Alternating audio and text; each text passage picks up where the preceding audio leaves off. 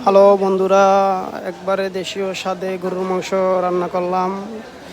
আপনারা যারা যেখান থেকে দেখছেন আমাদের ভিডিওটা ফলো দিয়ে শেয়ার করে দিবেন এবং সাবস্ক্রাইব করে দিবেন চ্যানেলটা। যারা আমাদের রেসিপিটা ফলো করে গরুর মাংস রান্না করতে চান, খুবই সুস্বাদু একটা রান্না, আপনারা চাইলে ট্রাই করতে পারেন যে যেখান থেকেই দেখেন।